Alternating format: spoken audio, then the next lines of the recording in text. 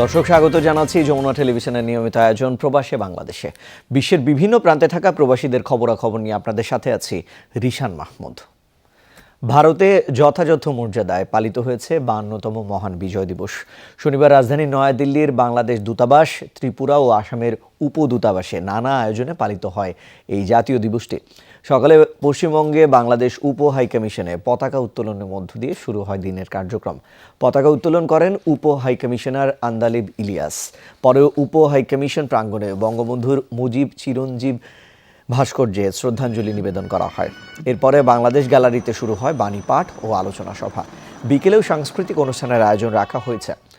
পাশাপাশি কলকাতায় 2 দিন ব্যাপী আনুষ্ঠানিকতার মধ্য দিয়ে মহান বিজয় দিবস উদযাপন করেছে ভারতীয় সেনাবাহিনীর পূর্বাঞ্চলীয় শাখা।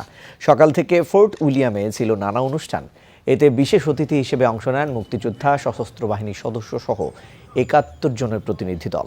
উপস্থিত ছিলেন ভারতের স্থল, নৌ এবং বিমান বাহিনীর পূর্বাঞ্চলীয় শাখার শীর্ষ কর্মকর্তারা।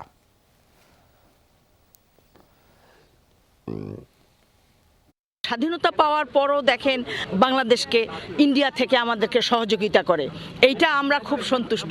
আমরা যতদিন থাকবো, আমাদের প্রজন্মের পর প্রজন্ম আমরা ভারতের সঙ্গে সুসম্পর্ক বজায় রেখেই চলবো। আমাদের যে রিলেশনটা আছে ভারত এবং বাংলাদেশের, খুব ভালো রিলেশন আমাদের মধ্যে আছে। অ্যাট দ্য সেম টাইম আমাদের 2 সশস্ত্র বাহিনীর মধ্যেও কিন্তু খুব ভালো রিলেশন আছে। নেদারল্যান্ডসে বাংলাদেশ দূতাবাসের উদ্যোগে যথাযোগ্য মর্যাদা এবং নানা কর্মসূচির মধ্য দিয়ে মহান বিজয় দিবস পালন করা হয়েছে। শনিবার সকালে দূতাবাস প্রাঙ্গণে দেশটিতে নিযুক্ত বাংলাদেশ রাষ্ট্রদূত মোহাম্মদ রিয়াজ হামিদুল্লাহ জাতীয় পতাকা উত্তোলন করেন। পরে বঙ্গবন্ধু শেখ মুজিবুর রহমানের প্রতিকৃতিতে ফুল দিয়ে শ্রদ্ধা জানানো হয়। এ সময় রাষ্ট্রপতি, প্রধানমন্ত্রী, পররাষ্ট্রমন্ত্রী ও পররাষ্ট্র প্রতিমন্ত্রীর বাণী পাঠ করা হয়। বিজয় দিবস উপলক্ষে দূতাবাস প্রাঙ্গণে সাংস্কৃতিক অনুষ্ঠানের আয়োজন করা হয়, যাতে নেদারল্যান্ডসে বসবাসরত প্রবাসী বাংলাদেশিরা দেশাত্মবোধক গান, কবিতা এবং নাচ পরিবেশন করেন। বীর মুক্তিযোদ্ধা এবং বীর প্রতীক খেতাবপ্রাপ্ত একমাত্র বিদেশি নাগরিক উইলিয়াম ওডারল্যান্ডকে নিয়ে নির্মিত তথ্যচিত্র প্রদর্শন করা হয়। এছাড়া আয়োজনে ছিল শিশুদের জন্য চিত্রাঙ্কন প্রতিযোগিতা। যথাযোগ্য মর্যাদায় মালয়েশিয়ায় অবস্থিত বাংলাদেশ হাইকমিশনে মহান বিজয় দিবস পালিত হয়েছে। জাতীয় পতাকা উত্তোলনের মধ্য দিয়ে শুরু হয় কর্মসূচি। জাতীয় পতাকা উত্তোলন করেন ভারপ্রাপ্ত হাই কমিশনার মোহাম্মদ খোরশেদ আলম খাস্তগির। পরে হয় আলোচনা সভা। এ সময় বীর শহীদদের আত্মার মাগফিরাত কামনায় দোয়া করা হয়। পরে তাদের স্মরণে নীরবতা পালন করা হয়। অনুষ্ঠানে রাষ্ট্রপতি, প্রধানমন্ত্রী, পররাষ্ট্রমন্ত্রী ও পররাষ্ট্র প্রতিমন্ত্রীর বাণী পাঠ করা হয়। এছাড়া মুক্তিযুদ্ধের ওপর নির্মিত প্রামাণ্যচিত্র প্রদর্শন করা হয়। সভায় দূতাবাসের কর্মকর্তা কর্মচারী ছাড়াও অংশ নেন দেশটিতে বসবাসরত বাংলাদেশিরা।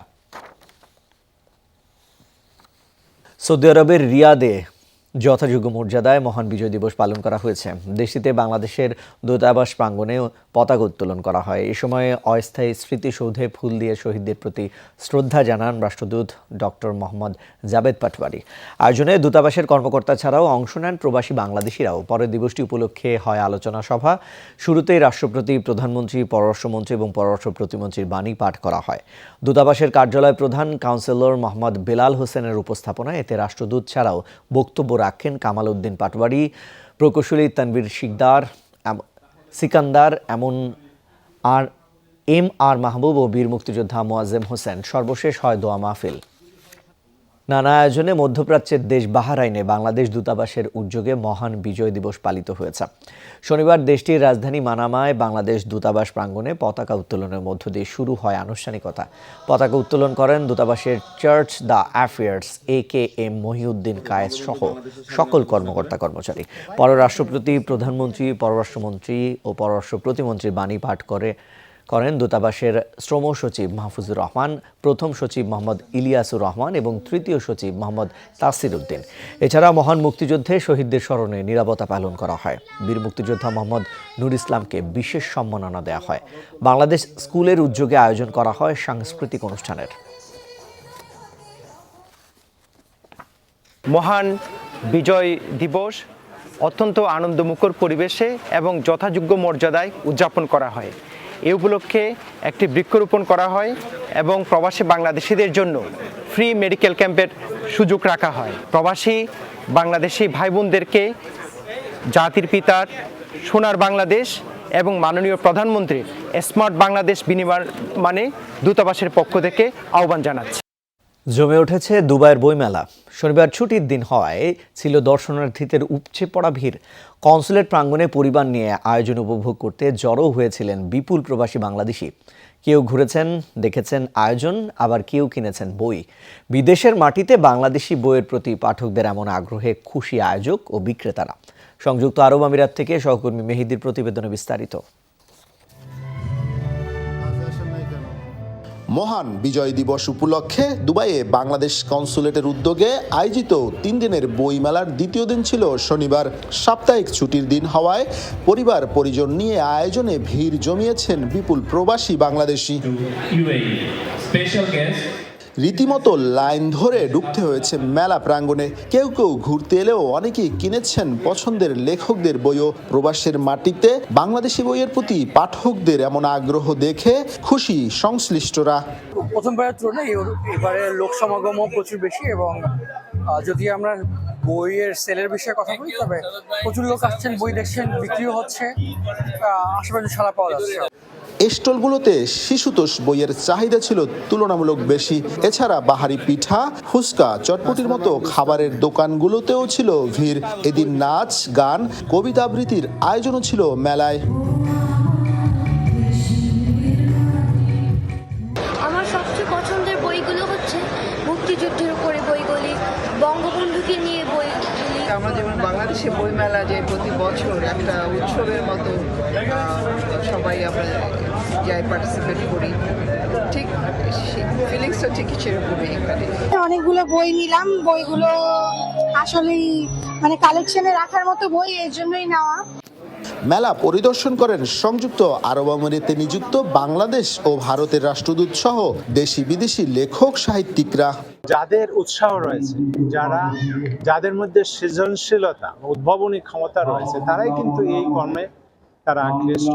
প্রথম বাংলাদেশ বইমেলা 2022, যেটি 1 বছর আগে নভেম্বর মাসে এটি অনুষ্ঠিত হয়, তার সাফল্যের ধারাবাহিকতা এই বইমেলা আরও অধিকতর সফল হতে যাচ্ছে। শনিবারও মেলায় 3টি বইয়ের মোড়ক উন্মোচন করা হয়েছে। শুক্রবার শুরু হওয়া এই আয়োজন শেষ হবে রোববার। মেহেদি, যমুনা নিউজ, সংযুক্ত আরব আমিরাত। যুক্তরাষ্ট্রের টেক্সাসে হেরিটেজ ফেস্টিভ্যাল অফ সান অ্যান্টোনিওর আয়োজনে বাংলাদেশের প্রতিনিধিত্ব করল এক ঝাঁক শিশু। বিজয় দিবসকে সামনে রেখে দেশের সংস্কৃতি এবং ঐতিহ্যকে তুলে ধরেন তারা।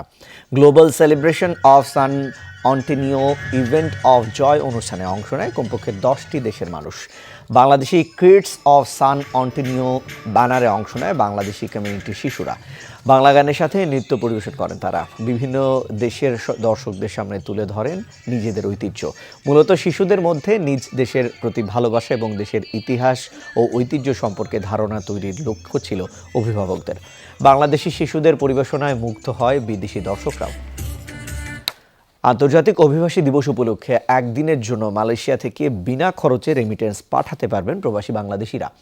বৃহস্পতিবার সামাজিক মাধ্যমে এক বিজ্ঞপ্তিতে এই তথ্য নিশ্চিত করেছে দেশটিতে অবস্থিত বাংলাদেশ দূতাবাস, যাতে স্বাক্ষর করেছেন অগ্রণী রেমিটেন্স হাউসের সিইও এবং ডিরেক্টর সুলতান আহমেদ ও NBL মানি ট্রান্সফারের সিইও মোহাম্মদ আলী হায়দার মুর্তুজ।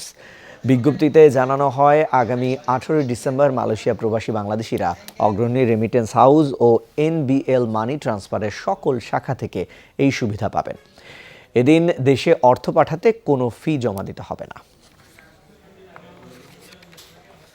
যুক্তরাজ্যে প্রবাসী বাংলাদেশিদের উদ্যোগে মতবিনিময় সভা অনুষ্ঠিত হয়েছে। টেমসাইড কাউন্সিলর অ্যাস্টনে অবস্থিত অ্যাস্টন জামে মসজিদের নতুন কমিটির দায়িত্বপ্রাপ্ত নির্বাচক প্যানেল, বর্তমান কমিটির সদস্য ও প্রবাসী বাংলাদেশিরা অংশ নেন এই সভায়। এ সময় সম্প্রতি অনুষ্ঠিত হওয়া মসজিদ কমিটি নির্বাচন মুলতবি ঘোষণা করে নির্বাচকরা। জানান, মতবিরোধের কারণে নেওয়া হয়েছে এই সিদ্ধান্ত। প্রতিদ্বন্দ্বী 2 দলের পরামর্শে নতুন নির্বাচনের তারিখ ঘোষণা করা হবে বলেও বলেন তারা। এছাড়া নির্বাচন পর্যন্ত বর্তমান কমিটিকে দায়িত্ব পালনের আহ্বান জানানো হয়। এ সময় উপস্থিত ছিলেন বর্তমান কমিটির চেয়ারম্যান কাউন্সিলর ইদু মিয়া, চেয়ারম্যান প্রার্থী মোহাম্মদ লুলু মিয়া সহ অনেকে। ঢাকা চেন্নাই রুটে চালু হলো বিরতিহীন ফ্লাইট। সকালে এর উদ্বোধন করেন বিমান প্রতিমন্ত্রী মোহাম্মদ মাহবুব আলী। বলেন, এই ফ্লাইটটি বাংলাদেশ ও ভারতের সম্পর্ক আরও জোরদার করবে। এ সময় ভারতীয় হাইকমিশনার প্রণয় ভার্মা বলেন, সমৃদ্ধ বাংলাদেশের যাত্রায় ভারত সব সময় পাশে থাকবে। চিকিৎসা ও ভ্রমণের জন্য বিপুল সংখ্যক বাংলাদেশি ভারতের দক্ষিণাঞ্চলে যান। সেটি বিবেচনায় এবার ঢাকা চেন্নাই রুটে সরাসরি ফ্লাইট চালু করল বিমান বাংলাদেশ এয়ারলাইন্স। শাহজালাল আন্তর্জাতিক বিমানবন্দরে ভার্চুয়ালি এর উদ্বোধন করেন বিমান প্রতিমন্ত্রী। উপস্থিত ছিলেন ভারতীয় হাই কমিশনার প্রণয় ভার্মা। তিনি বলেন, দুদেশের সম্পর্কের মাধ্যমে শিক্ষা, চিকিৎসা, ব্যবসা সহ যোগাযোগ ব্যবস্থা আরও সহজ করতে আগ্রহী ভারত। সমৃদ্ধ বাংলাদেশ অর্জনের যাত্রায় ভারত সবসময় বাংলাদেশের মানুষের পাশে থাকবে। সম্প্রতি ভারত বাংলাদেশের মধ্যে শিক্ষা, চিকিৎসা, ব্যবসা সহ বিভিন্ন খাতে যোগাযোগ বেড়েছে, যা দুই দেশের মানুষের সম্পর্ক ও অধিক যাতায়াতের প্রমাণ। নতুন ফ্লাইটটি চালু হওয়ায় বাংলাদেশ ভারত সম্পর্ক আরও জোরদার করবে বলে আশা প্রকাশ করেন বিমান প্রতিমন্ত্রী। বিমানের এই নতুন রুট দুই অঞ্চলের মানুষের যোগাযোগ ব্যবস্থাকে আরও সহজ করবে। একই সাথে দুই দেশের মধ্যে ব্যবসা বাণিজ্যের প্রসার, শিক্ষা সংস্কৃতির বিকাশ এবং পারস্পরিক মেলবন্ধনকে আরও দৃঢ় করবে। ঢাকা চেন্নাই সরাসরি ফ্লাইট চালু হওয়ায় উচ্ছ্বসিত যাত্রীরা। মুশকিল হয়ে যেত আগে যে এখান থেকে ট্রানজিট হয়ে তারপরে চেন্নাইতে যাওয়া, তো এখন আমরা সরাসরি ঢাকা থেকে চেন্নাই, আবার চেন্নাই থেকে ঢাকা ব্যাক করতে পারছি, এজন্য আমরা অনেক আনন্দিত। বাংলাদেশ বিমান সরাসরি সেই সেম ফেয়ারে কিন্তু ডিরেক্ট ফ্লাইট দিচ্ছে within 2 hours and 30 minutes। Dhaka Chennai রুটে ফ্লাইটটি সপ্তাহে 3 দিন চলাচল করবে। লামিয়া তিথি, যমুনা নিউজ, ঢাকা। ভারতের বেঙ্গালুরুতে বসেছে বাহারি কেকের আসর। প্রদর্শনীতে রাখা সেসব কেক দেখে বোঝার উপায় নেই এগুলো আসল কেক নাকি ভাস্কর্য। দেশের বিভিন্ন প্রান্ত থেকে নানা থিমের কেক বানিয়ে এনেছেন কেক আর্টিস্টরা। ফুটিয়ে তোলা হয়েছে ভারতের গুরুত্বপূর্ণ স্থাপনা থেকে শুরু করে চন্দ্রযান 3-র মতো নানা অর্জন। রয়েছে শিশুদের পছন্দের নানা কার্টুন ক্যারেক্টারও। চাইলেই খেয়ে ফেলতে পারবেন ভারতের পার্লামেন্টের এই মডেলটি, কারণ এর পুরোটাই তৈরি হয়েছে কেক, মডেলিং চকলেট আর আইসক্রিম দিয়ে। নিখুঁত এই কেক বানিয়েছেন ভারতের institute of baking and cake আর্টের শিক্ষক ও শিক্ষার্থীরা। তারা জানান, অনন্য এই কেক বানাতে দীর্ঘ 4 মাস ধরে অক্লান্ত পরিশ্রম করেছেন তারা। এবার আমরা প্রায় 25টি কেক এনেছি এই কেক শোতে। প্রত্যেকটি ভীষণ ইউনিক। তবে এবারের প্রধান আকর্ষণ হলো পার্লামেন্ট। নতুন পার্লামেন্টের আদলে বানানো হয়েছে কেকটি। বিশেষ এই পার্লামেন্টের ফ্লোর থেকে শুরু করে ছাদ পর্যন্ত সবকিছুই আপনি খেতে পারবেন। শুধু পার্লামেন্ট নয়, আছে কেক দিয়ে বানানো চন্দ্রযান 3, দুর্গামূর্তি, রাজপুত, লন্ডনের বিগ বেন ভবন সহ আরও অনেক কিছু। মজার এই আসর বসেছে ভারতের বেঙ্গালুরুতে। প্রতি বছরই এখানে আয়োজন করা হয় এই কেক শোর। চলতি বছর বসেছে শোয়ের 49তম আসর। দেশের বিভিন্ন প্রান্ত থেকে নানা থিমের কেক বানিয়ে এনেছেন বেকাররা। প্রতি বছর এই শোয়ের জন্য অধীর আগ্রহে অপেক্ষা করেন তারা। প্রস্তুতি নেন বছর জুড়ে। তাই প্রতিটি কেকের পেছনে রয়েছে নানা মজার গল্প। এবছর আমি 12 ফুট লম্বা একটি ওয়েডিং কেক এনেছি। এটি বানাতে প্রায় 400 কেজি চিনি লেগেছে। বাড়ির সব সদস্য মিলে বানিয়েছি কেকটি। এটি বানাতে আমাদের সময় লেগেছে প্রায় 90 দিন। আগামী 1 জানুয়ারি পর্যন্ত চলবে এই শো। প্রতিদিন সকাল 11টা থেকে রাত 9টা পর্যন্ত কেকের এই এক্সিবিশন উপভোগ করতে পারবেন দর্শনার্থীরা। ইফাতারা খন্দকার, যমুনা নিউজ। দর্শক, এই ছিল প্রবাসে বাংলাদেশে। এতক্ষণ সাথে থাকার জন্য সবাইকে ধন্যবাদ।